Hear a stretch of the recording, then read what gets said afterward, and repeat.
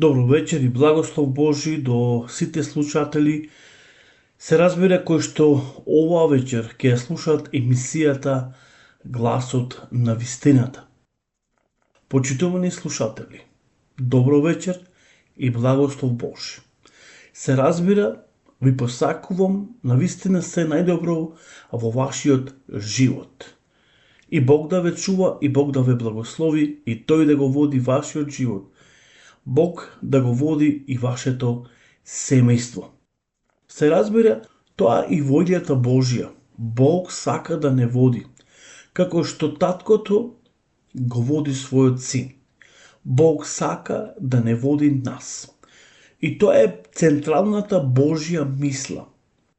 Додека Израилот беше во Египет 430 години, Бог го испраќа Мојсей и Арон да се вратат назад во Египет и да застанат пред фараонот и да му ги кажат следните зборови. Дека тој треба да го пуште народот Божи да излезе од Египет и да му служаат нему. Бог сака да му служиме со искрено срце, со искрена душа, со искрена вера.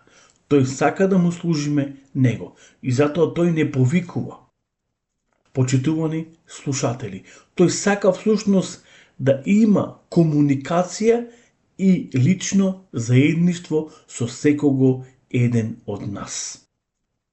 Почитувани слушатели, Бог не кани цели 2000 години. Тој секојдневно тропа на нашата врата. Всушност тоа е вратата на нашето срце.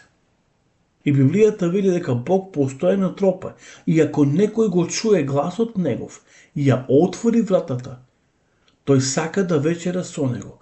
Тој сака да има едно убаво и благопријатно време. Затоа Бог не заборава, туку напротив, тој не кани, тој не љуби и тој не сака. И тој сака да биде со нас и сака да има заедништво. А нашето заедништво треба да биде со Таткото, Синот, се разбира и со Духот Свети. Зборуваме за непослушноста. Видовме многу нешта, но и видовме каква е казната.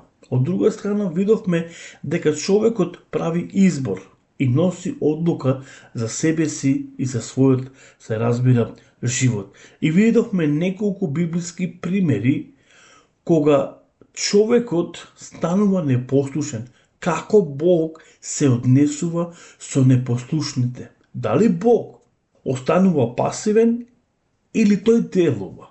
Кога ќе го читаме Стариот Завет, па дури Новиот Завет, ќе откриеме дека Бог не останува пасивен, не заинтересиран за сето тоа, туку тој делува, благовремено делува.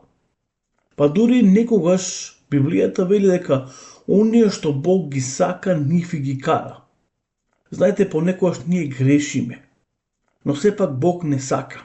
Тој сака да се покаеме. Затоа реков, Бог го мрази гревот, но сепак го сака грешникот. И затоа тој направи еден специјален, совршен план. Како денеска човекот може да се спаси, како денеска човекот може да се избави и преку вера во живиот Бог, да си обезбеди живот вечен и царство Божјо. Но зборуваме за непослушноста. Библијата зборува, се разбира, за непослушноста. Или пак, ајде вака да кажеме, дека преку Библијата ја гледаме непослушноста, ја гледаме казната, гледаме како Бог се однесува кон непослушните. Го гледаме падот и гревот, се разбира, на човекот. Минатата емисија видовме како Бог се однесувал спрема Соломон, синот на царот Давид.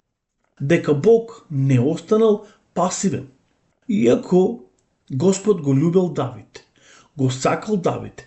Давид бил избран по Божјото срце. Но Соломон бил син на Давид. Без разлика на сето тоа, Бог не останал пасивен, туку Бог му повдигнал, Библијата вели, на Соломон противник. Зошто? Заради тоа што тој ги прекрше Божите заповеди и стана непослушен и падна во многу длабок грев. Дозволи во неговото царство да им се кади на други богови, освен на единиот вистински жив Бог кој го постави да биде наследник и да седни на престолот на неговиот татко, се разбира, Давид. Поради непослушноста, Адам го изгуби животот вечен. Гревот е непослушност и непослушноста, се разбира, е грев.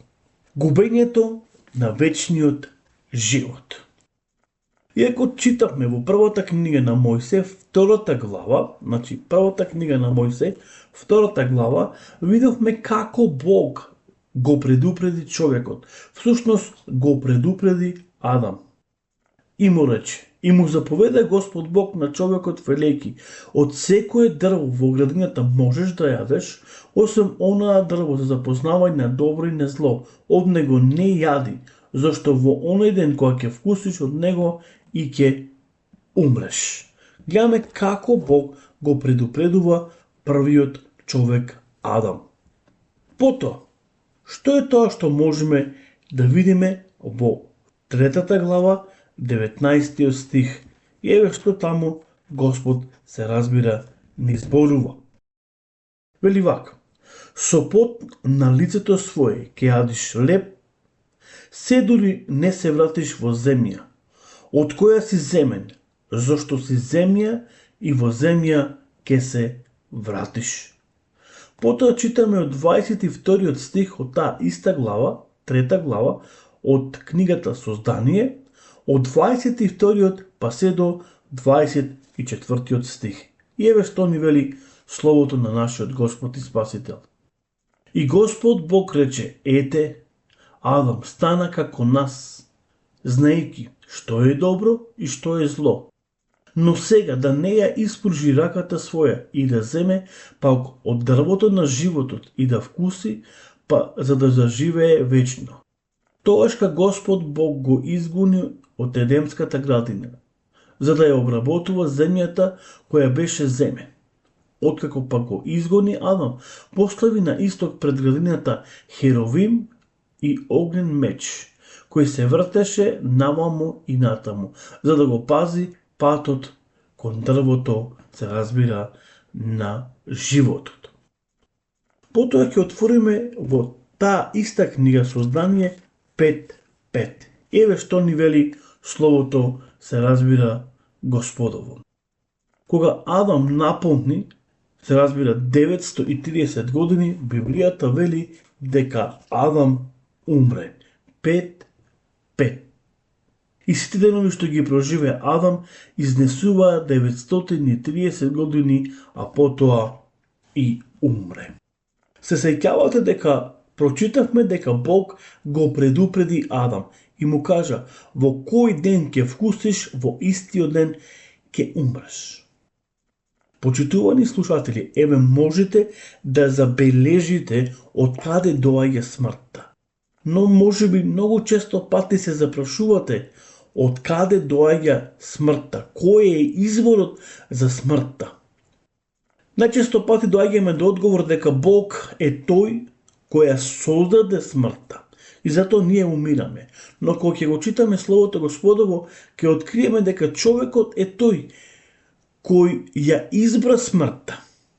И затоа денеска ние умираме. Подоцна во Новиот Завет читаме дека сите по Адама умираат. Значи човекот ја избра смртта. Иако Бог го предупреди, Бог не го создал човекот со цел човекот да умира. Бог го создал, видовме, според стиховите кои што до сега ги прочитавме, да живее вечно, да ја обработува земјата.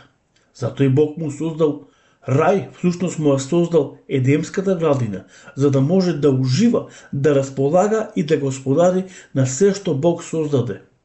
Меѓутоа, Бог, како што кажав, го предупреди: Откриваме преку Светото писмо дека Адам не го послуша гласот Божи. И видовме минатите емисии како Ева беше прелажана и вика зеде да јаде, па му даде и на својот маж. И со тоа Адам го прекрши зборот Божи. Стана всушност непослушен пред очите на Господа. И потоа откриваме кога Адам наполни 930 години, Библијата ни зборува дека Адам умре. Видовме дека платата за гревот е смртта. Последиците од навлегувањето на гревот или непослушноста во човековата природа се огромни. Кога гревот влезе во човекот, човекот изгуби многу драгоцени прилики или можности. Прво, човекот го изгуби Божиот мир. Второ, Бог се сокри од него. Всушност стана недостапен. Трето, човекот го изгуби пристапот кон Бога. Четврто, гревот го отстрани од Божиото присуство. Петто, Адам беше протеран од рајот. Шесто, Адам отпадна од совршенството. И седмо, Адам го изгуби, се разбира, животот вечен. Ете, Адам го изгуби животот вечен. Заради непослушноста ја изгуби, не само што ги изгуби сите овие драгоценни можности и привилегии кои Господ му ги даде да ги ужива првиот човек, туку тој го изгуби и животот вечен. И видовме кога Адам наполни 930 години, Библијата вели дека Адам умре. Но пред Адам да умри, ако читаме или ако го читаме Словото Господово, ќе откриеме дека прв кој што умре беше всушност неговиот син Авел. Авел прв умре, а потоа и Адам умре кога наполни 930 години. Почитувани слушатели, непослушноста ништо не носи добро за нас. Како резултат на сето тоа носи лоши последици. Затоа мојата молитва е да бидеме послушни кон Господа, затоа што Тој ги сака и ги љуби послушните. И во Царството Божјо ќе видат сите оние само кои што ги зачувале Божите стандарди, Божите принципи и ја исполнувале, се разбира, волјата на Бога. Ако даде Господ, се разбира, ние ќе продолжиме понатаму со емисијата Гласот на вистината и ќе зборуваме повторно дали Библијата, се разбира, е се уште актуелна. И ќе видиме уште многу, се разбира, работи. Зато до тогаш имајте убава и пријатна вечер, Господ нека биде со вас и се разбира, Бог нека ве благослови. Запамтите она што е многу битно и она што е многу важно. И тоа треба да биде нашата молитва, да бидеме послушни кон Господа. Во еден момент Исус им вели: зошто ме нарекувате Господ, кога не го правите оно што јас ќе ви го кажам? Не секој што ми вели Господи, Господи, ќе влезе во Царството Божјо, туку оној кој што е послушен и оној кој што е исполнува волјата Божја. Тие ќе бидат дел од Царството Божјо, кој се изготвува или припрема уште од почетокот на светот. Пријатна вечер и Господ со вас. Чао!